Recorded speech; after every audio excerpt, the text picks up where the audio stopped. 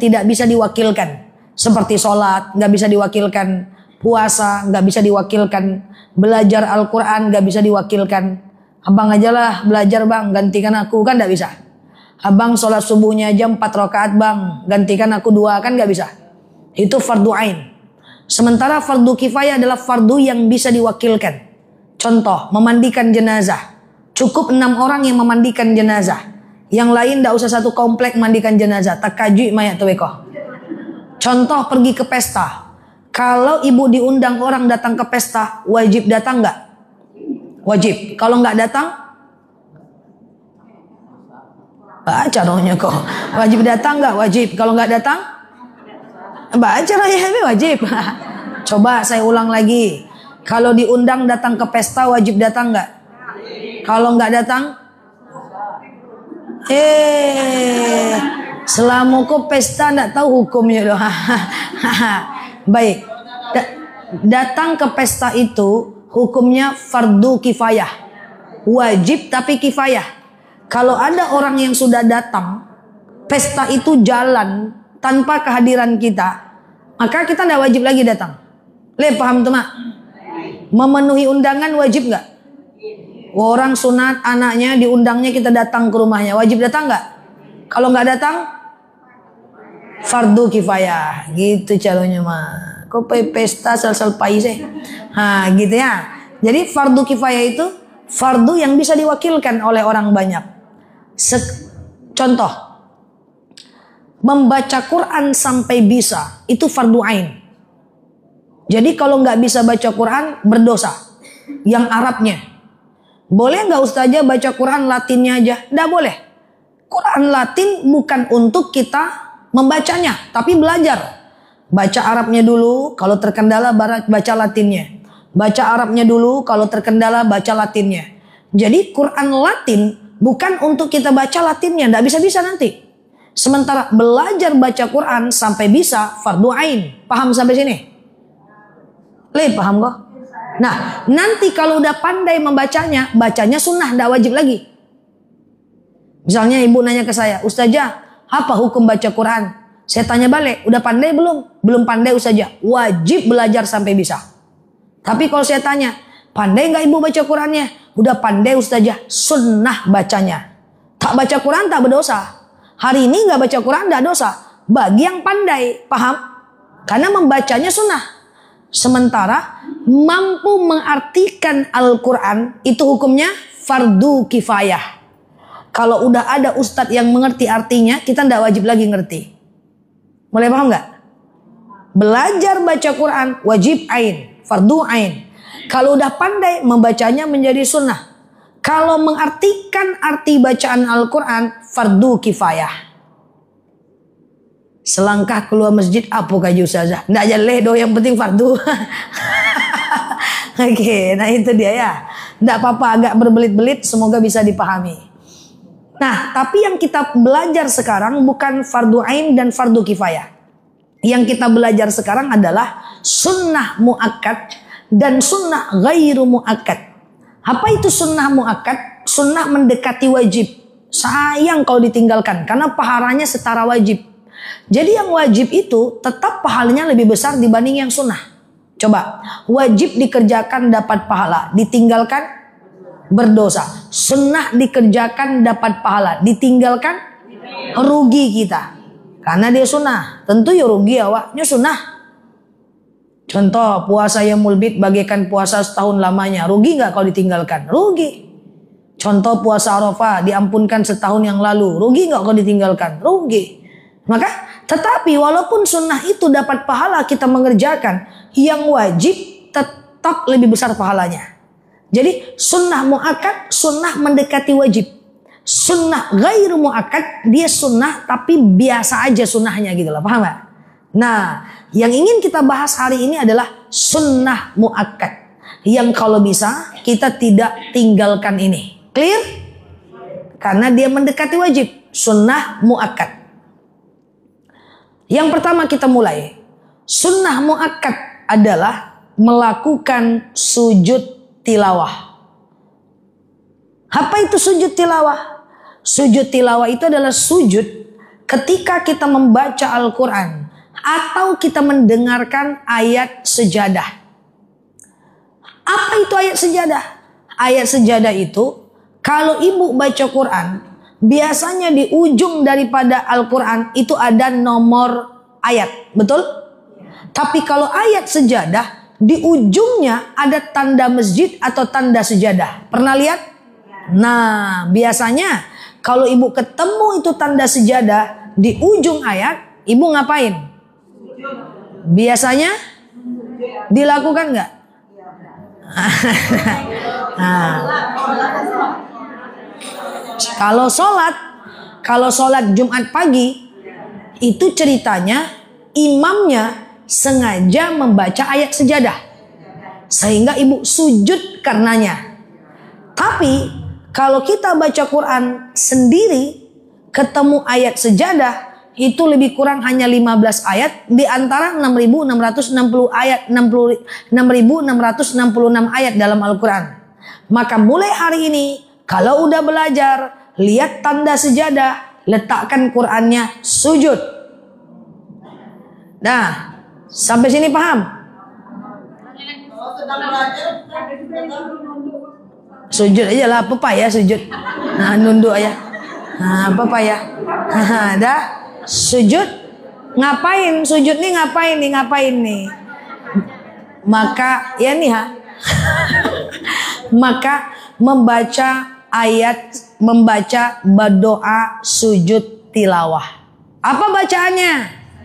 Sajada wajhiya lilladzi khalaqahu wa saqqa sam'ahu wa basarahu bihaulihi wa quwwatihi. Ya semuanya, sajada wajhiya, sajada wajhiya. Lagi lilladzi, lagi sajada wajhiya lilladzi, lagi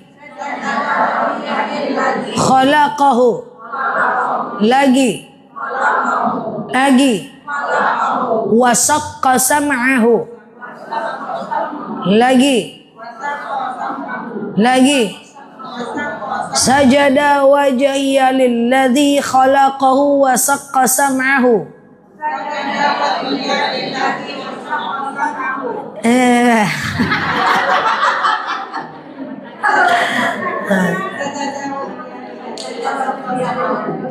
Wa basarahu bihaulihi wa quwwatihi. Nde pandiang kepala. Semua 1, 2, 3. Sajada wajhiya lilladzi khalaq.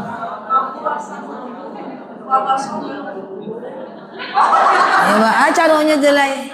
Nah, jadi itu dihafal. Itu dihafal. Sayang kalau nggak dikerjakan. Sajada wajhiya lilladzi khalaqahu wa saqqa sam'ahu wa basarahu bihaulihi wa quwwatihi. 1, 2, 3.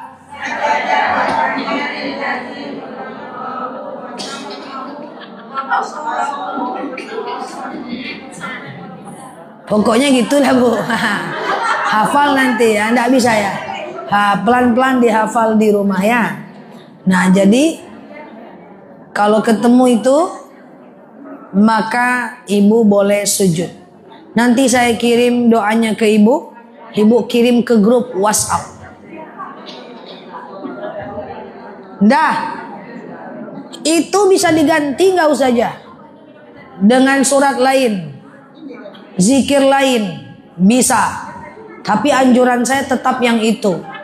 Bisa diganti dengan subhanallah walhamdulillah wala ilaha illallah wallahu akbar wala haula wala quwata illa billah. Oke. Itu ibu baca. Tak ada rotan akar pun jadi.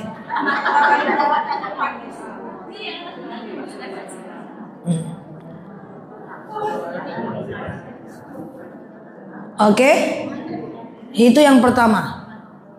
Yang kedua, termasuk sunnah muakkad adalah sujud sahwi. Sujud sahwi. Sujud sahwi itu adalah sujud kalau kita lupa rakaat. Atau nanti saya jelaskan. Pernah ketika sholat lupa rakaat?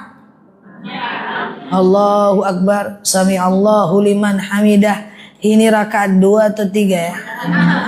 2 atau 3 ya? 2 atau 3 ya?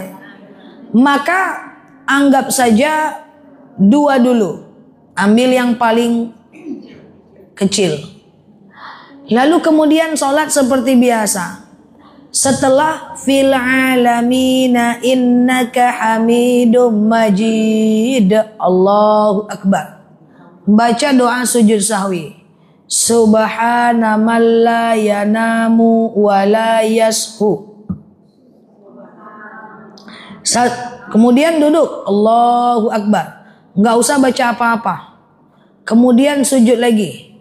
Subhana man la yanamu wa la yashu. Oke.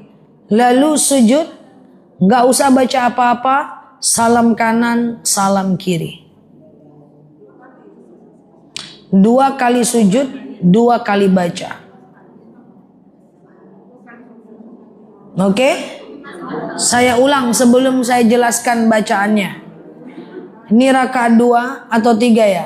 2 atau 3 ya? Anggap 2 aja dulu. Setelah 2, kita sholat kayak biasa.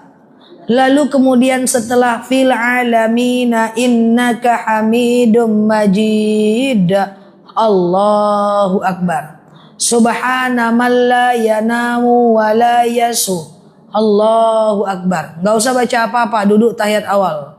Sujud lagi, Allahu Akbar. Subhana man la yanamu wa la yasu, Allahu Akbar. Salam kanan, salam kiri. Yuk semuanya. Subhana man la. Lagi. Lagi. Yanamu. Lagi. Lagi. Wala yashu. Lagi. Lagi. Subhana man la yanamu wa la yashu.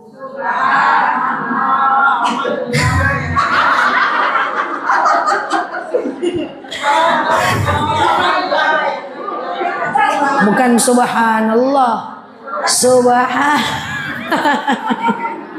Yuk lambek-lambek mak, lambek-lambek. Ya, subhana man la. Lagi. Lagi. Lagi. Yanamu. Lagi. Lagi. Subhana man la yanamu. Lagi. Jangan dulu sampai walayasu, tunggu dulu. Tunggu kereta, lambek-lambek. Nah, subhana man la yanamu. Lagi. Lagi. Lagi. Wala yashu. Lagi. Lagi. Subhana man la yanamu wa la yashu. Lagi. Ibu ke sana. Nih sebelah kanan saya. 1, 2, 3. Lurus sana. 1, 2, 3. Semuanya. 1, 2, 3. Terakhir.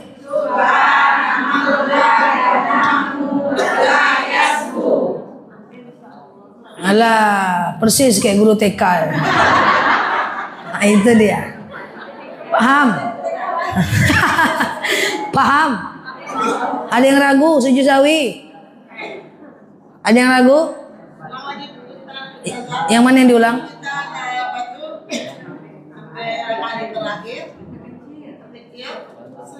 Sujud. Sujud setelah fil alamina innaka hamidum majid, sujud subhana man la yanamu wa la yasu. Duduknya ini tayat awal. Sujud lagi subhana man la yanamu wa la yasu. Sujud lagi duduk lagi tayat akhir. Baru salam kanan, salam kiri. Nah, itu dikerjakan kalau ibu lupa rakaat atau bagi ibu-ibu yang tim kunut, lupa kunut sujud sawi. Jadi kunut subuh itu dianjurkan oleh Imam Syafi'i, tidak dianjurkan oleh Imam Hanafi. Tapi jadi kalau nggak kunut nggak apa-apa. Tapi kalau ibu terbiasa kunut, setiap hari ibu kunut terus sendiri di rumah, sekali lupa kunut sujud sawi. Karena menurut Imam Syafi'i, kunut itu adalah sunnah abad, sunnah yang dianjurkan sujud sawi kalau kita lupa. Saya tanya dulu, ada yang di sini kunut nggak kalau sendiri? Kalau kunut, lupa kunut sujud sawi. Tapi bagi ibu-ibu yang tidak kunut, nggak usah, aman aja. Hanya saja ibu-ibu yang tidak kunut saat sendiri, kalau lagi sholat berjemaah, imamnya kunut, ibu kunut. Jangan ibu mengareh dulu.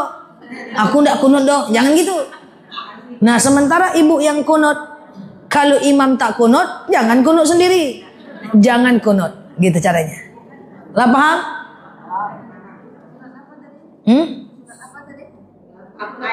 Muakkad. Ini tema kita, apa saja amalan yang termasuk sunnah muakkad.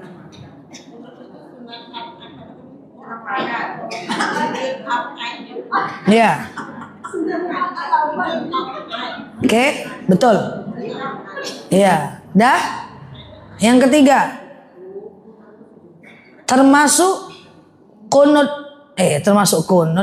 termasuk sunnah muakkad adalah sholat sunnah qabliyah subuh. Jelas dong. Sholat sunnah qabliyah subuh kalau bisa jangan ditinggal karena dia muakkad. Saya jelaskan aja semuanya lah. Sholat rawatib yang termasuk sunnah muakkad. Rawatib itu bapaknya. Si bapak ini punya anak. Namanya qabliyah dan ba'diyah gitulah. Rawatib itu terdiri dari dua. Qabliyah dan ba'diyah. Qabliyah itu sebelum sholat fardu. Ba'diyah itu setelah sholat fardu. Kan gitu kan? Nah, yang ingin saya sampaikan adalah apa saja sholat qabliyah dan ba'diyah yang termasuk sunnah muakkad. Yang pertama adalah 2 rakaat sebelum subuh. Namanya qabliyah subuh. Setelah azan subuh, sebelum sholat subuh. Rakaatanil fajr khairum minad dunya wa ma fiha. 2 rakaat sholat fajar lebih baik daripada dunia dan seisinya. 2 rakaat sebelum subuh. 4 rakaat sebelum zuhur. 2 rakaat setelah zuhur. 2 rakaat setelah maghrib dan 2 rakaat setelah isya.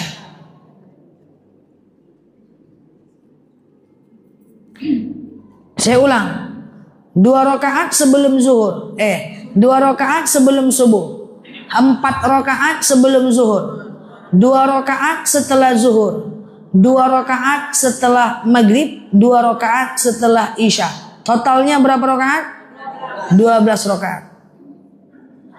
Dan seluruh sholat qabliyah dan ba'diyah bisa dikerjakan selagi masih ada waktu sholatnya. Contoh, ibu nggak ke masjid, ibu sholat subuhnya di rumah, azan subuh 4:40 misalnya, Lalu kemudian ibu bangun jam 5. Orang udah pulang dari masjid. Kita baru bangun. Waktu subuhnya masih ada. Maka ibu-ibu masih bisa qobliyah subuh 2 rakaat dan sholat subuh 2 rakaat.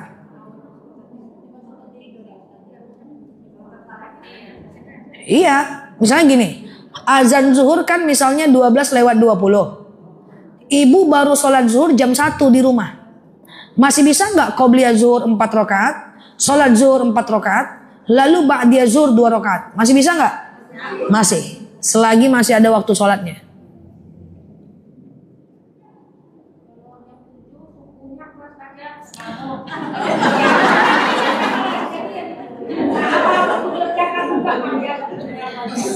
Qobliyah dan ba'diyah bisa dikerjakan selagi masih ada waktu subuhnya. Jadi kalau bangunnya jam 7:02, maka hanya sholat subuh aja, nggak usah pula sholat qobliyah.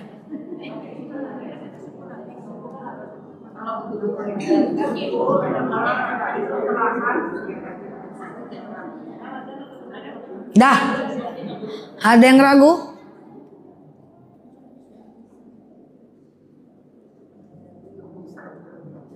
Karena saya dengar Ustazah, zaman Nabi dia berperang malam itu katanya. Nah, jadi dia terbangun terlambat subuh tuh, udah agak siang, jadi tetap dia melaksanakan sholat. Ada itu hadisnya Ustazah. Ketika dia terbangun, dia bangun terlambat. Itu masih ada waktu subuhnya, Bu. Waktu subuh masih ada. Oke? Sedangkan udah mepet aja habis waktu subuh, kita boleh qobliyah subuh baca yang wajib-wajibnya aja. Al-Fatihahnya aja. Iftitah dan ayat pendek nggak usah dibaca. Yang penting qobliyah subuh, tapi tetap selagi masih ada waktu subuhnya. Mana baiknya kita mengerjakan qobliyah subuh di masjid apa di rumah? Maksudnya kan mau sholat subuh nih, saya sering mengerjakan qobliyah subuhnya di rumah dulu sampai saya di masjid mengerjakan tahiyat masjid. Mana baiknya apa kita kerjakan di masjid saja apa di mana? Ustazah, qobliyah subuh rumah saya dekat masjid. Saya qobliyah subuhnya di rumah, nyampe di masjid saya tahiyatul masjid. Berarti udah azan dulu ibu di rumah. Sebenarnya kalau ibu nyampe di rumah di masjid setelah azan, antara tahiyatul masjid dengan qobliyah subuh, yang sunnah muakkad kan qobliyah subuh, maka ibu kerjakan qobliyah subuh. Menurut banyak ulama itu udah termasuk tahiyatul masjid, karena sudah memuliakan masjid ketika masuk masjid. Tapi setelah itu qobliyah subuh, kalau ibu di masjid, antara qobliyah dengan iqomah ini kan ada waktu kosong. Itu ibu ambil kesempatan berdoa. Karena doa antara azan dan iqomah itu sangat mustajab.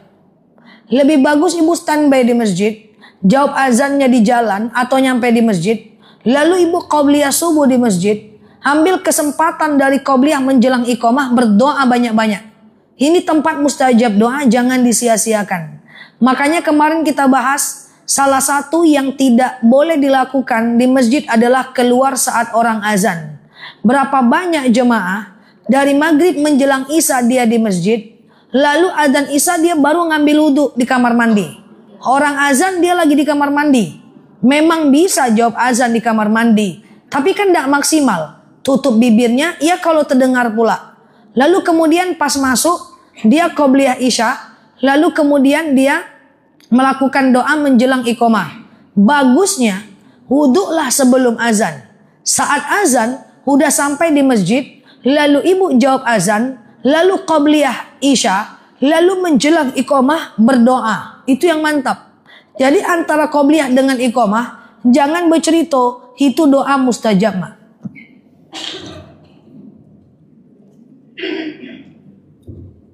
Oke.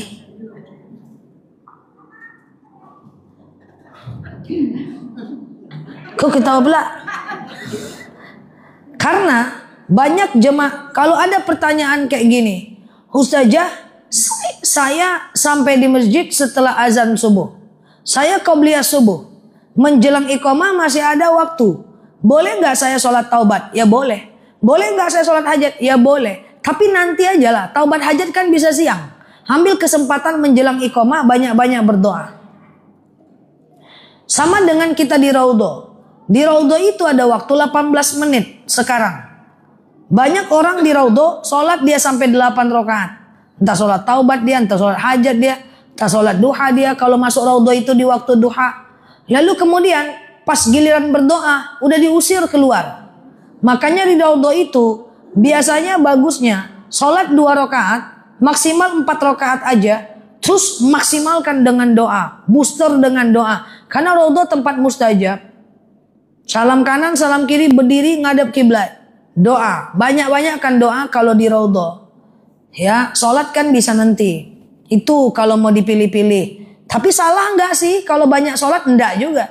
Cuman kan ibadah ini ada torikohnya, ada strateginya. Lah.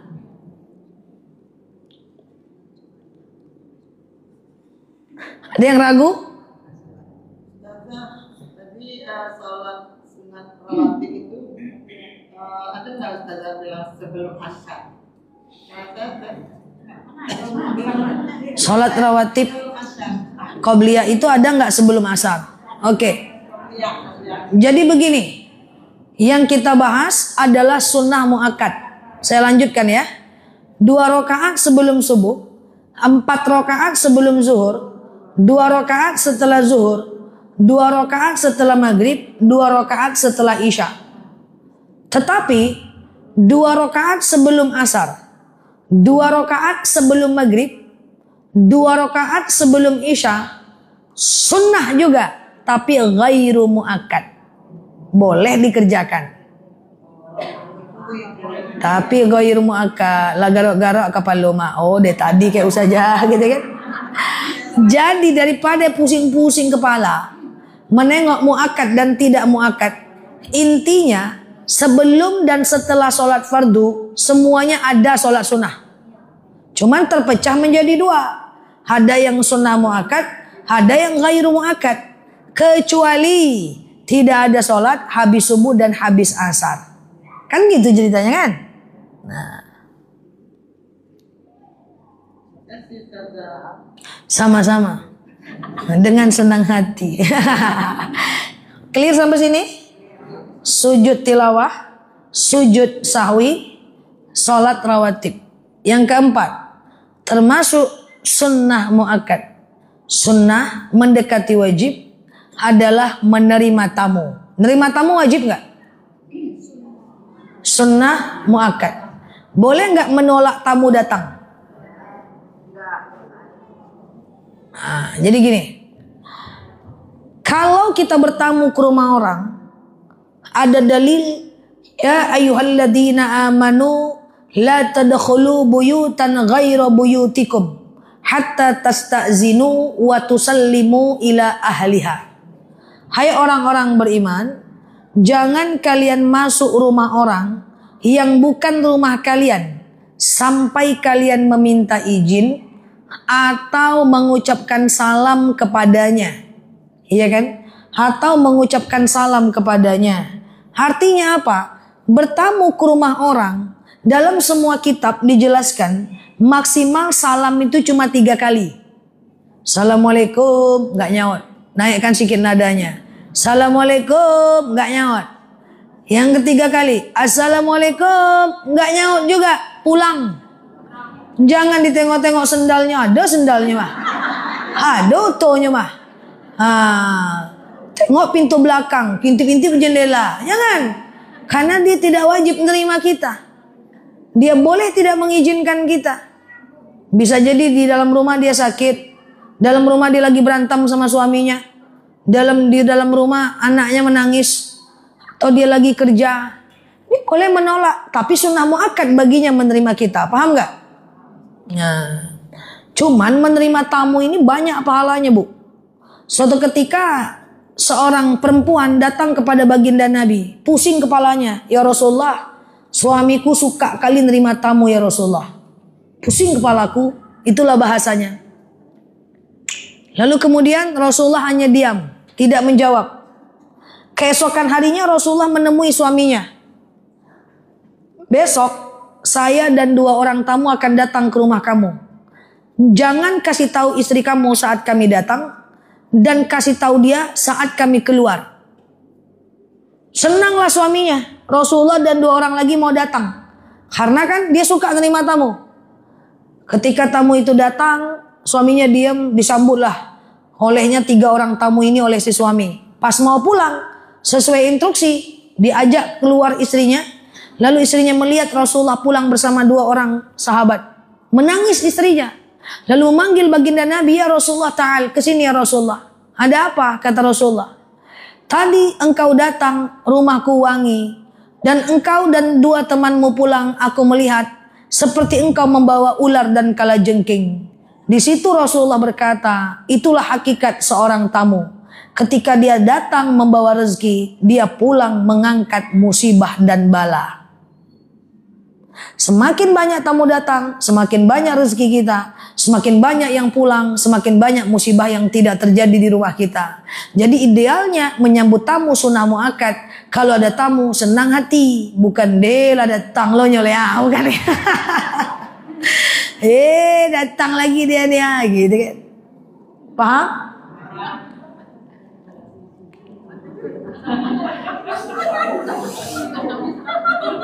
Kok ketawa?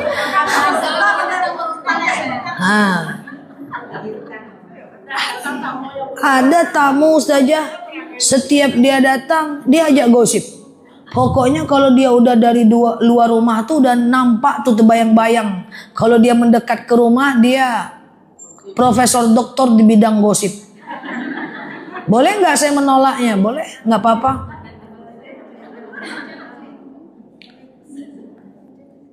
Oke? Kalau tamu datang berutang. Tahu nggak ibu dia datang berutang? Kalau udah tahu, karena udah langganan, dia berhutang terus. Dan dia termasuk orang yang tidak baik dihutangkan, nggak apa-apa ditolak. Ada beberapa orang yang tidak boleh kita hutangkan. Pertama, dia berhutang untuk kebutuhan dosa. Yang kedua, dia berhutang yang kita tahu dia nggak sanggup bayarnya. Yang ketiga, yang udah punya kebiasaan berhutang, boleh kita nggak minjemkan. Nanti kita akan bahas tentang hutang piutang di bulan-bulan berikutnya. Menjelang Ramadan kita cuma 4 kali lagi ketemu.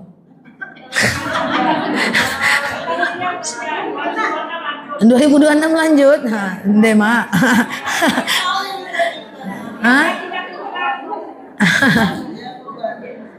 Entar lagi kita cuma 4 kali lagi ketemu. Oh iyalah. Iya.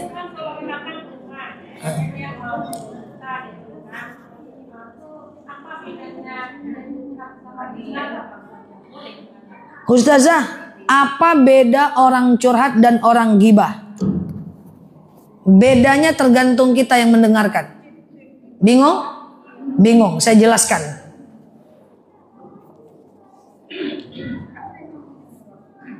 Ibu apa, Bu? Bu Isti. Terserahlah. Sri. Bu Sri datang ke rumah saya. Ustazah, iya. Di tetangga awak tuh saja. Belum apa-apa. Ini saya mau coba gosip nih, ngetes test drive ya kan. Contoh, Ustazah, apa Bu Sri? Tetangga kita tuh saja mentang-mentang ganti suami baru. Dia beli kulkas 6 pintu saja. Lalu jawaban saya, iyo tuh Bu, entah bini simpanan tanda tuh. Sakmonya Bu, bapaknya pun kayak gitu Bu. Adeknya pun kayak gitu Bu. Itu gibah. Itu gibah, tergantung respon. Sekarang Bu Sri ke rumah saya lagi. Ustazah, tengoklah tuh. Sejak ganti suami banyak kali gayanya. Ganti kulkas 6 pintu deh bu. Syukurlah kita dia kayak gitu bu. Senang kita harusnya. Entah yu tanda entahnya simpanan. Belum tentu le bu. Belum tentu lagi bu. Tapi sombong kali dia. Enggak lah bu. Baik kok dia kemarin dia sapa saya. Ah itu enggak gibah tuh dong. Paham enggak? Jadi tergantung lawan bicara. Gibah atau tidak. Ghibah menceritakan orang tanpa solusi. Islah menceritakan orang tidak ada solusi. Ibu cerita ke suami. Gibah enggak? Bisa jadi gibah, bisa jadi tidak. Tergantung suaminya. Bang. Suami saya, teman saya itu sombong kali bang. Oh bapaknya pun sombong. Itu gosip. Tapi kalau bang, suamiku sombong bang. Udahlah dek, gak usah pikirkan orang. Kerjakan aja apa yang bisa gue kerjakan. Udah, gak usah pikirkan. Belum tentu loh dia kayak gitu. Walaupun nanti istrinya bilang, abang aja gak tahu bang. Nah, tetap itu tidak gibah. Jadi untuk menentukan dia gibah atau tidak, tergantung respon lawan bicara. Masalahnya mampu gak merespon kayak gitu. Makanya ada dalil. Fas'alu ahla dzikri in kuntum la ta'lamun. Kita hanya boleh curhat kepada orang yang lebih ngerti, lebih paham kalau kita nggak paham. Saya punya agenda live tanya jawab setiap pagi dan malam di live TikTok saya. Banyak yang menceritakan tentang suaminya. Ustazah suami saya begini. Ustazah anak saya nggak sholat. Ustazah suami saya nggak sholat. Gibah nggak tuh? Tergantung saya jawab. Kalau saya bilang, Ustazah suami saya nggak sholat. Atulah bu. Atulah. Rasolah bu. Gantilah suami baru. Nggak akan berubah tuh dong. Nah itu gibah. Tapi kalau Ustazah suami saya nggak sholat. Hidayah itu Allah yang atur bu. Yang penting ibu doakan, ingatkan. Ya, yang penting ibu doakan, ingatkan. Ada orang yang dia berubah pas dia mau meninggal. Bisa jadi suami ibu nanti lebih bertaat dibanding ibu. Tenang aja, itu amanah. Itu nggak gibah itu. Paham nggak? Jadi tergantung respon kita. Tapi saya tengok muka-muka di sini ndak ada respon islah nampaknya. Ada saja gitu ya. Maka caranya gimana kalau orang sudah curhat?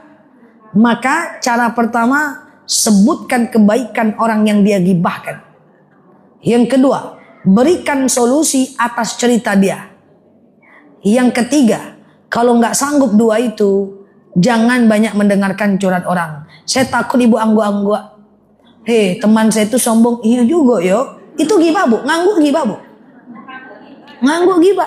Suatu ketika ada orang lewat di depan rumah Aisyah. Orang itu pendek, bulat, padat, hidup lagi.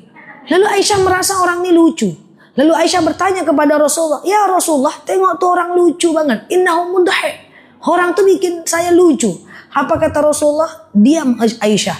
Lah kenapa diam? Kan betul dia betul dia lucu ya Rasulullah. Apa kata Rasulullah? Kau ceritakan saudaramu walaupun betul tapi dia nggak suka diceritakan, itu ghibah. Lalu Aisyah bertanya lagi, lalu apa batasan ghibah ya Rasulullah? Kata Rasulullah, sampai kau berkata na'am, engkau mengangguk saja ghibah. Tengoklah tuh, gayanya banyak kali. Iyo juga yuk. Astagfirullah. Iyo juga yuk. Astagfirullah. Istighfar juga, ngangguk ya juga. Maka jangan asal ngangguk. Oke? Lanjut. Pertama apa tadi? Sujud tilawah. Kedua sujud sahwi. Ketiga rawatib sunnah qabliyah dan ba'diyah. Yang keempat adalah menerima tamu. Yang kelima adalah sholat witir. Witir itu adalah sunnah muakkad. Witir itu waktunya terpapar dari habis isya sampai azan subuh. Kalau ibu sholat isya, setelah itu ibu ba'diyah isya, setelah itu witir boleh. Tengah malam tahajud boleh. Tapi jangan witir lagi. Karena witir cuma boleh 1 kali saja.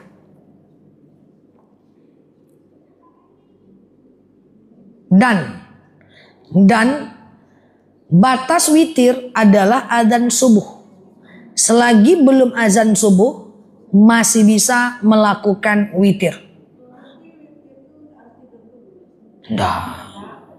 Witir nggak harus tidur dulu. Habis isya boleh. Misalnya azan subuh 4 lewat 40 menit. Ibu bangun lewat 4 lewat 10. Orang udah ngaji-ngaji di masjid, boleh ibu witir walaupun 1 rakaat.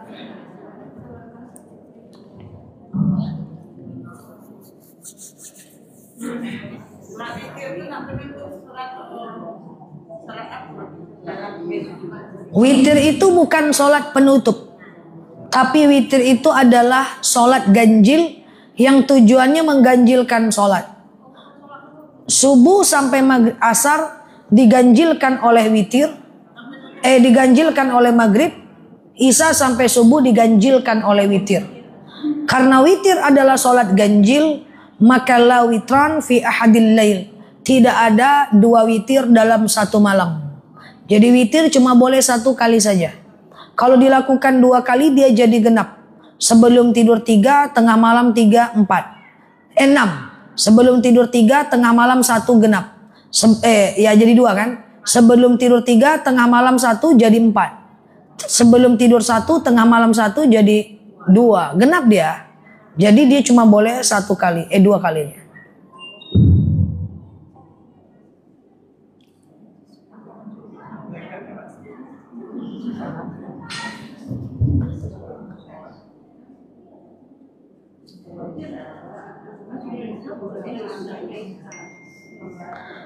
Dah.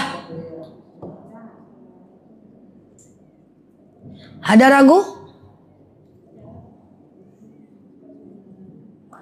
Ada ragu tentang witir?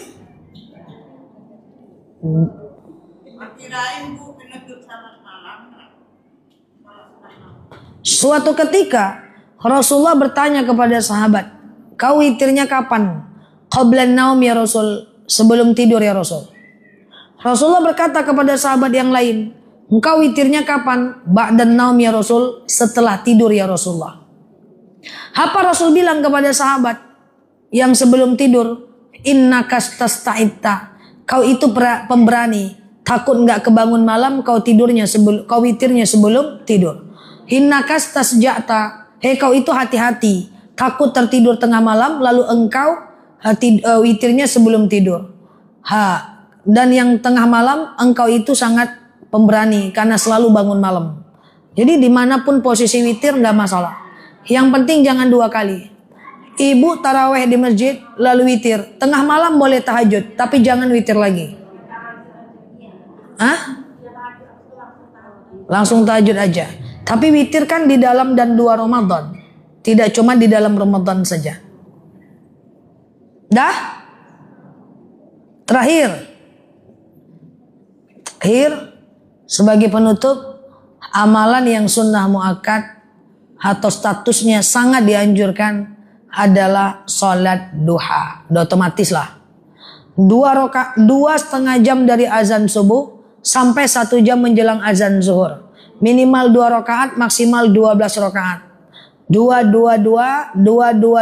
kalau mau 12 rakaat. Panjang waktunya, 2,5 jam dari azan subuh sampai 1 jam menjelang azan zuhur. Dan boleh diputus. Sholat duha dulu 7.30, jualan dulu, ada yang beli lontong, ada yang beli apa, pengen sholat duha lagi, boleh. Baring-baring dulu untuk sholat duha lagi, boleh. Terpapar waktunya sepanjang waktu duha. Boleh Bu, tahajud pun boleh. Habis tidur jam 10 bangun tahajud. Tidur lagi teringat utang, jam 12 bangun lagi tahajud lagi. Tidur lagi teringat masa lalu, bangun lagi tahajud lagi, boleh. Kan waktunya sepanjang waktu itu. Kecuali witir cuman boleh 1 kali. Paham? Dah, gitulah panjang kali pula. Lupa lo kaji beko. 1, sujud tilak. 2, sujud sholat rawatib. Menerima tamu. Sholat sholat duha. Clear. Jangan tinggalkan 6.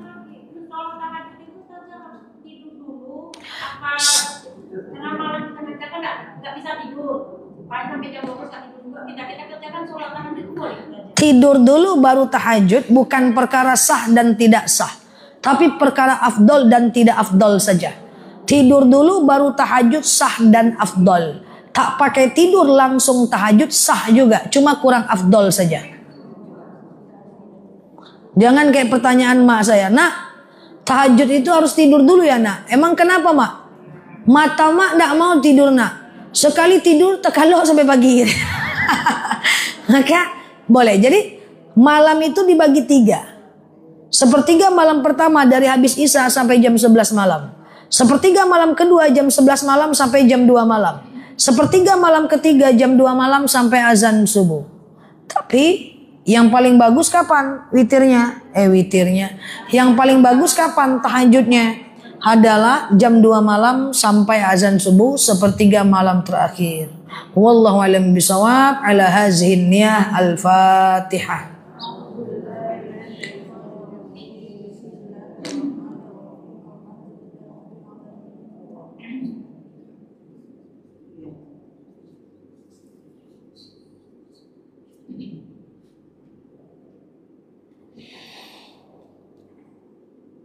Amin ya Allah, amin ya Rahman, amin amin ya mujibah sa'ilin. Allahumma salli ala Muhammad wa ala ali Muhammad. Allahumma inna nas'aluka ridhaka wal jannah, na'udzubika min sakhatika wan nar. Allahumma inna nas'aluka salamatan fi dinina, afiyatan fi jasadina, ziyadatan fi ilmina, barakatan fi rizqina, taubatan qablal maus, rahmatan indal maus, maghfiratan ba'dal maus. Allahumma hawin alaina fi sakaratil maus, najatan minan nari wal afwa indal hisab. Allahumma antas salam minkas salam wa ilaika ya'udus salam, fahayyina rabbana bisalam wa dakhalnal jannata darussalam, tabarakta rabbana wa ta'alaita ya hadzal jalali wal ikram. Allahumma inna na'udzubika minal hammi wal hazan, na'udzubika minal ajzi wal kasal, na'udzubika minal jubni wal bukhli, na'udzubika min ghalabati ad-dini wa qahar rijal. Allahumma yassir alaina umurana wa la tu'assir alaina umurana ya rabbal alamin. Allahumma in kana rizquna fis sama fa anzilhu, wa in kana rizquna fil ardi fa akhrijhu, wa in kana rizquna ba'idan fa qaribuhu, wa in kana rizquna qariban faqribu, wa in kana rizquna ba'idan faqribuhu, wa in kana rizquna haraman fatahhiruhu ya rabbal alamin. Allahumma rabbana anfa'na bima 'allamtana wa 'allimna ma yanfa'una. Allahumma rabbana hab lana minas salihin, rabbana hab lana minas salihin. Allahumma yassir 'alaina umurana wa la tu'assir 'alaina umurana ya rabbal alamin. Allahumma khususan ila arwahi abaina wa ila arwahi ummahatina wa ila arwahi kulli muslimina wal muslimat. Allahumma ja'al qabrahum rawdatan min riyadil jannah wa la taj'al qabrahum huratan min hubarin niran. Allahumma yassir alaina umurana wa la tu'assir alaina umurana ya rabbal alamin. Allahumma khususan ila arwahi abaina wa ila arwahi ummahatina wa ila arwahi kulli muslimina wal muslimat. Allahumma ja'al qabrahum rawdatan min riyadil jannah wa la taj'al qabrahum huratan min hubarin niran. Allahumma stajib du'ana ya Allah, stajib du'ana ya Rahman ya Rahim ya mujibah sa'ilin. Allahumma salli ala Muhammad wa ala ali Muhammad. Subhana rabbika rabbil izzati amma yasifun, salamun alal mursalin, alhamdulillahi rabbil alamin. Wallahu a'lam bishawab. Assalamualaikum warahmatullahi wabarakatuh.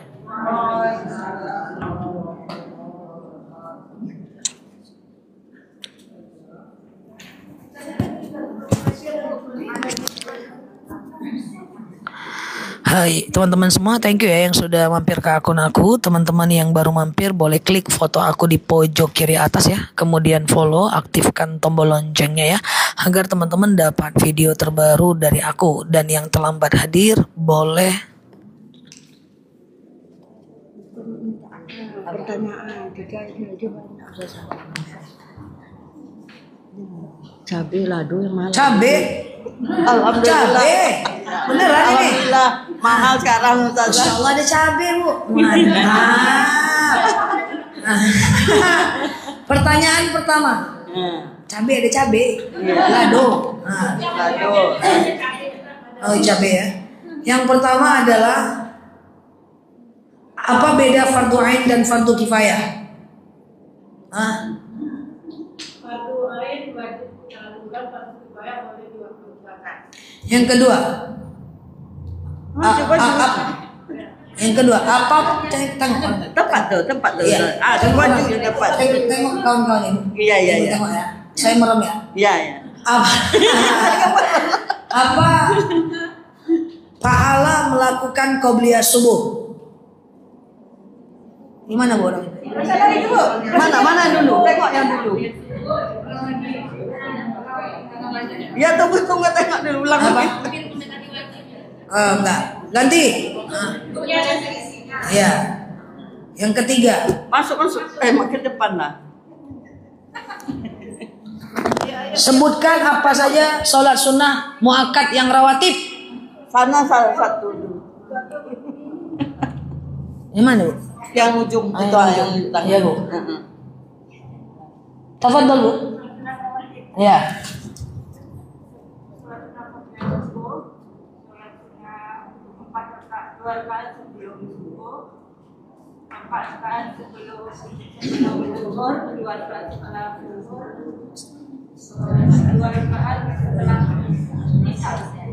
Satu lagi.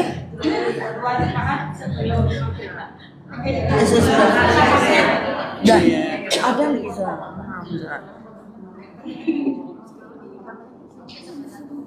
Ada lagi. Dua lagi. Dari Ya. Ibu aja. Ya. Berapa? Nggak, dari Berapa lagi? Ustazah. Dua. 3 lagi sebetulnya 3 baru dia. Banyak lah do nampak mah. Doa sujud tadi. 6 tadi. Bacaan sujud sahwi. Bacaan sujud sahwi silakan.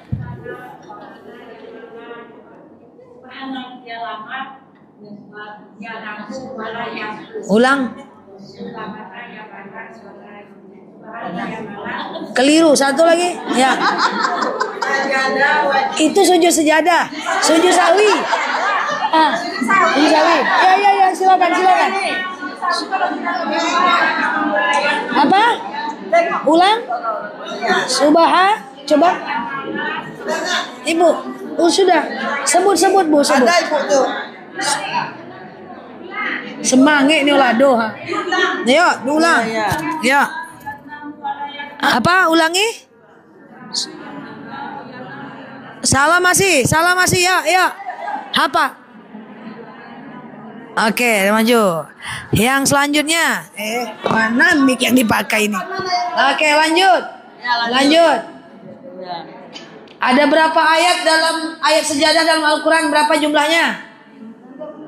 6.600. Bukan ayat sejadah. Sejadah. Baca. Oh ya, maju. Yang terakhir. Yang dapat tadi ke depan. Siapa nama lengkap Ketua Majelis Taklim? Ya. Ya Kak. Hah? Apa? Riasteri. Iya.